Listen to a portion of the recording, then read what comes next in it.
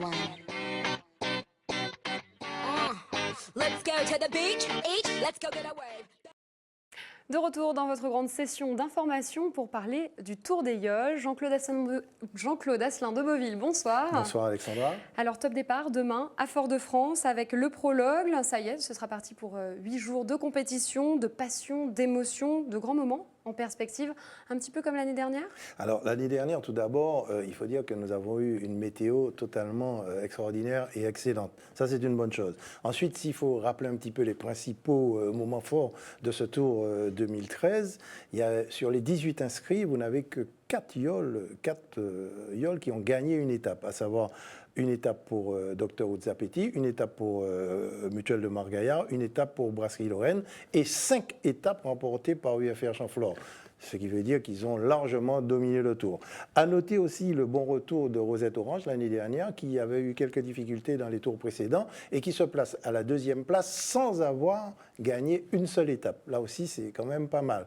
Alors, une petite déception peut-être du côté des Marinois, Brasserie Lorraine termine à la 3e place sur le podium.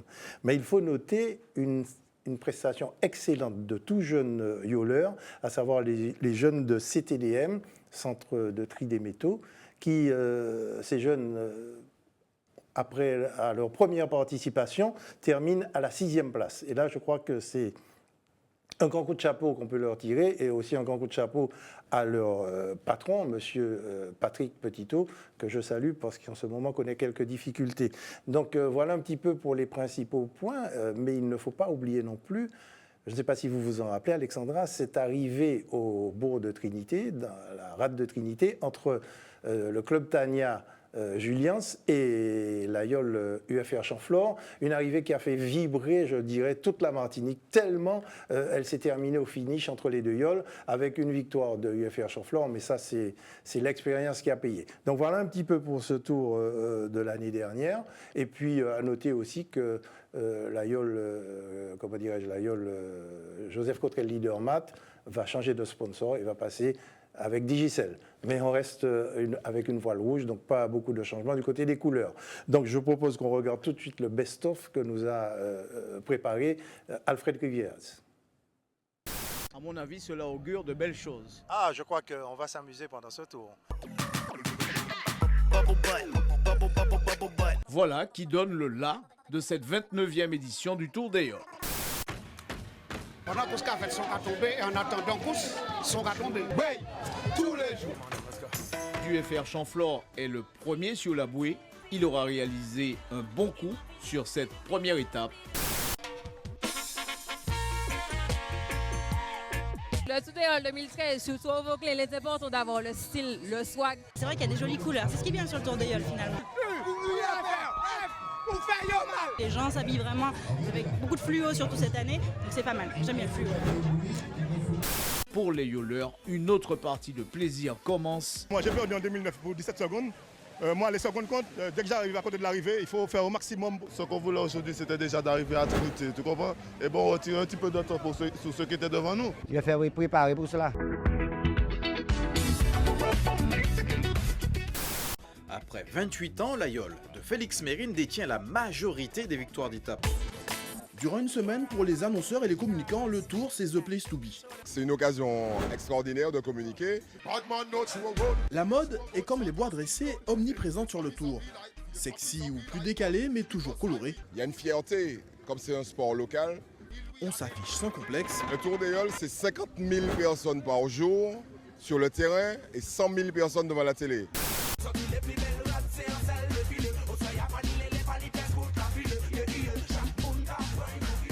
Quand on est arrivé dans cette coulée de vent qu'on connaît, qui descend de la montagne Pelée, et cet entonnoir, là ont commencé les dégâts. Nous, y a espoir quand même qu'ils ont bien arrivé. On est là pour encourager, pour leur donner de la motivation. Position premier, c'est bon ça.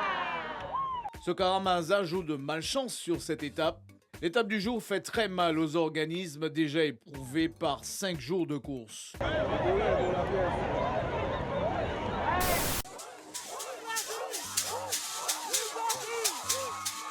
Au Fort Saint-Louis, le vent est tombé, c'est donc à la Godille que l'équipage Brasserie Lorraine Isuzu devra passer les bruits rouges de l'arrivée.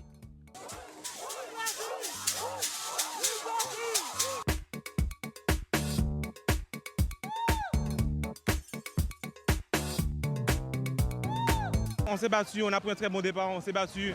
À un moment donné, le vent a forcé, on a tout donné pour arriver à la victoire à bon port. Eh ben, G. Ça arrive, la rivière est belle. On va pompier nous, toute belle. Chaleur, red ici. Je vais supporter Mérine. Chaleur, mais c'est très agréable. Et pour UFR Chanflon, une autre page se tourne. 4e victoire d'étape. C'est difficile, il y a du vent, il y a un peu de tout. La mer est un peu agitée. J'ai aimé quand même cette île-là même en étape. Le François n'aimerait pas que l'on gagne, que l'on gagne. UFR est le plus fort cette année. Bon, peut-être que l'année prochaine, ce sera nous. C'est pour ça qu'UFR gagnera, gagnera. Ben, nous à l'aise, merci pour toutes les îles du Robert. Plus rien n'arrêtera les hommes de Marc Lagier. L'équipage Mutuelle Margaillard signe une belle victoire d'étape à Sainte-Anne et se replace à la 8e place du général. Bonjour mesdames, vous avez dit que ça n'a pas à faire moi, mais qui a supporté? Ça n'a pas à faire. C'est qu'on s'appelle là et ça peut faire. Je suis pour toutes les îles parce que c'est pas facile d'être sur l'eau. UFR est toujours là, présent. L'année prochaine, nous rentrons en force. Le tour est comme le lambi. Délicieux, tendre, merveilleux. Quel que soit l'année prochaine, si Dieu veut, à Kevin. Cette année, c'est une édition particulière puisque Jean-Claude, c'est la 30e. Y a-t-il des changements ou des nouveautés qui sont prévues? Il n'y a pas de grandes nouveautés. Il y a simplement qu'il y a une nouvelle étape entre Fort-de-France et Schellcher. Nous n'avions jamais eu cette étape entre Trois-Bouées.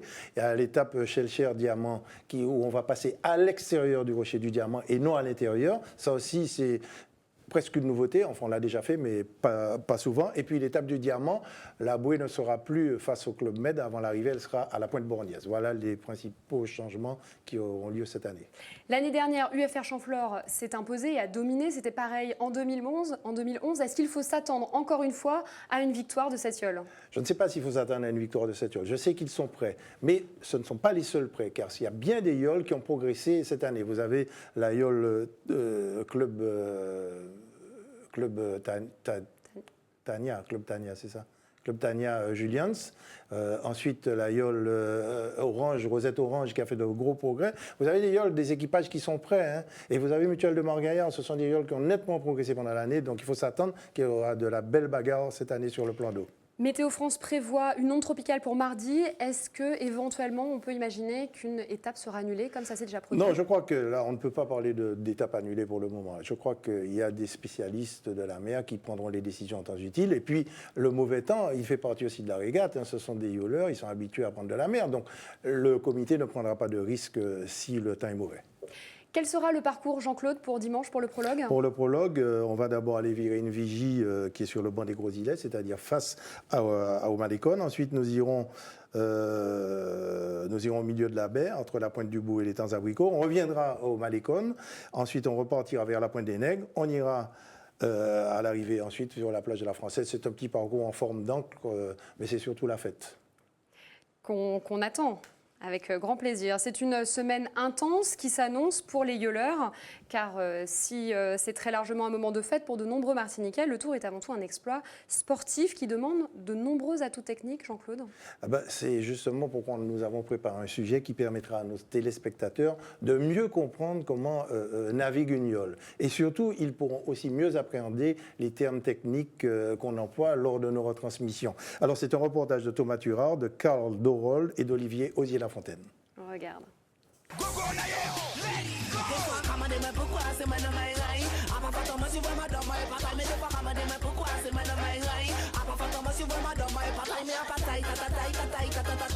Alors Patrick Petitot, nous allons voir avec vous aujourd'hui à quoi servent les différents éléments qui sont sur la yole et surtout, et c'est ce qui est important, comment les utiliser quand on est en navigation. Alors on va parler des bois dressés. Comment ça fonctionne? Comment les équipages se placent sur les bois dressés? En fonction déjà de la voilure qu'ils ont, du temps, et puis aussi en fonction de la flottabilité de l'embarcation. Donc là, vous êtes en train de me dire que c'est un véritable travail d'équipe qu'il faut sur les bois dressés. Et si tout le monde parle en même temps, si tout le monde annonce les risées, ce sera un véritable cafouillage. Comment le patron va faire pour pouvoir réagir? La fonction de faire l'annonce revient au premier bois. Il est placé à l'avant du bateau, donc il a plus la possibilité de lire le plan d'eau. Il n'est pas caché. Les trois fondamentaux en navigation, c'est direction, équilibre, propulsion. Donc l'équilibre, c'est les bois dressés, la propulsion, la voile, avec les écoutes, et la direction, la pagaie. C'est le patron. Le patron. La pagaie, c'est l'élément principal. Sans pagaie, on ne peut pas diriger. Beaucoup de gens pensent que la pagaie a uniquement le rôle pour diriger. Mais la pagaie participe à la propulsion et aussi à l'équilibre. Il y a le patron, certes, mais souvent il y a encore deux équipiers à ses côtés. À quoi servent-ils? Ah non, le patron tout seul ne pourra pas tenir la pression qui est exercée. Parce que barrer, c'est de résister à la volonté du bateau à remonter au vent. Donc, cette pression là est vraiment trop forte. Un homme tout seul ne peut pas. Maintenant, une manœuvre très délicate, c'est l'empannage. Le patron, déjà, va faire un changement de direction. Et on va attendre que la voile... On va aider la voile à passer. On va attendre un petit moment pour l'aider. Et avec les coups du haut, hop, et c'est passé. Et là, on a vu que les équipiers ont dû aller tout de suite au rappel. Enfin, c'est une manœuvre très délicate. Très délicate. Surtout quand il y a du vent. Ok, vas-y, monte. Bien, David.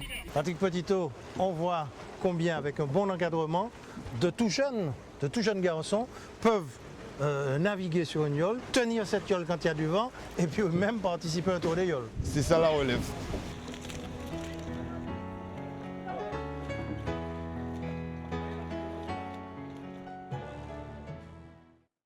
On l'a vu, un sport technique, mais surtout une belle aventure humaine pour ces yoleurs. Pour certains, c'est même une histoire de famille, en fait, la yole, Jean-Claude. Oui, tout à fait, Alexandra, car dans l'histoire de la yole, il y a des noms qui sont incontournables. Si je vous dis Georges Brival, incontournable. Alain Dédé, incontournable. Et puis, il y a aussi simplement des familles, des noms de famille qui sont incontournables.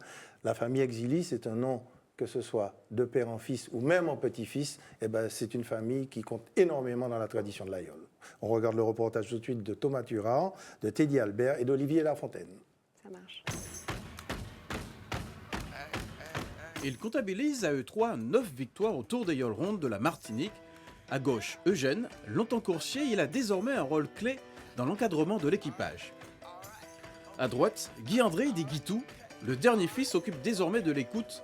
Et au centre, Charles, le père. Ce trio forme la dynastie Exili. En 17 ans, ils ont participé avec Georges-Henri Lagier à l'écriture des plus belles pages de l'histoire de la yole Rosette Orange, la plus productive en matière de victoire au Tour des Yoles. Le milieu de la yole ronde, sans Charles Exili, sans France Virgule, la yole ne serait pas ce qu'elle est aujourd'hui. Parce que bon, ce sont ces gars-là qui ont vraiment fait en sorte que la yole d'aujourd'hui, elle est ce qu'elle est. Parce que bon, il faut savoir qu'il y a des innovations que l'on doit à Charles Exili. Le format, par exemple, c'est Charles Exili. La naissance de cette renommée a débuté très tôt. Fils de marin-pêcheur, Charles Exili a toujours eu une attirance, une passion sans limite pour la mer. J'ai levé tout petit au bord de mer à Lille. Je voyais le vent tout le temps. Je surveillais mon père qui faisait la voile. C'est par ça que j'ai appris. J'aime la mer. Je ne peux pas rester sans aller à la mer. C'est ma vie, quoi. Et très tôt, le jeune Charles s'est fait un nom dans le milieu. À une époque où les communes organisaient les courses de canot, il démontrait déjà ses talents de barreur. À l'âge de 16 ans, j'étais à l'école toujours. J'allais gagner des grands patrons, j'allais gagner 16 ans. Il y avait un biquet qui avait fait une gueule, il m'a dit, toi, tu vas venir conduire ma gueule. Et depuis, je suis resté sous la gueule de conduire comme ça. Le grand patron qu'il est devenu était aussi un grand meneur d'hommes qui ne souffrait aucune contestation à son bord. Il est sévère, il est carré. C'était vraiment ce qu'on appelle un patron de yole. Il n'est pas question qu'à bord, il soit contesté, quelle que soit la décision. J'ai vécu ça. Il a dit à quelqu'un de sauter à l'eau, à Caravelle. Et le gars venait de voir passer un aileron de requin. Il dit, patron, l'année retient. Il dit, non, sautez. Il prend le gars, il le met à l'eau. C'est Charles Exili. Hein. Ça, c'est tout Charles Exili. Aujourd'hui, si le nom Exili a une telle résonance en Martinique, c'est aussi parce que la famille a été fidèle à une même yole depuis le début et continue de l'être malgré les déceptions. Je ne peux pas laisser la yole Rosette. Pas du tout, non. Et ce n'est peut-être pas terminé, car la relève est déjà là. Jean-Claude, le démarrage de la compétition, c'est demain avec le prologue. Quels sont vos pronostics? Alors, les pronostics sont difficiles à faire, vous savez, car les yoles se valent maintenant. Alors, il faut dire que vous avez deux façons d'appréhender le prologue. Soit Vous voulez tout de suite montrer que vous êtes en forme, votre équipage est prêt, donc vous allez mettre tout pour gagner. Ou bien vous allez dire, attention, moi je préfère jouer tranquille, ne pas dévoiler tout. Donc je vais m'arranger à être dans les 4-5 premiers, ne pas être premier. Donc ce sont des stratégies. Mais je crois que de plus en plus, on a tendance, les yoleurs ont tendance à vouloir prendre le maillot rouge de vainqueur de l'étape dès le premier jour. Donc, pour s'imposer. Et c'est une façon à droite de dire, moi je suis là et attention, il faudra vous méfier de moi car je viens pour gagner. Donc qui va le remporter demain, je ne sais pas. C'est un parcours assez particulier, qui est rapide en plus. C'est un parcours qui va très vite, qui va durer 1h15. Donc les bateaux seront toujours groupés entre eux, il n'y aura pas de gros écarts. Donc ce sera une regate quand même pas facile. Le rendez-vous est en tout cas pris, demain 11h. Demain, dès 10h, ce sera la fête, puisqu'il y aura la présentation des équipes. Et ensuite, 11h15, le départ du prologue. Et on vous retrouve demain à 19h45 pour le magazine du Tour, pour tout savoir sur le Tour des Yolles-Rondes de la Martinique. Avec toutes nos équipes, et je donne d'ores et déjà rendez-vous demain à 19h45. On se retrouve dans un court instant pour la fin de votre grande tranche d'information et le rappel des titres. À tout de suite.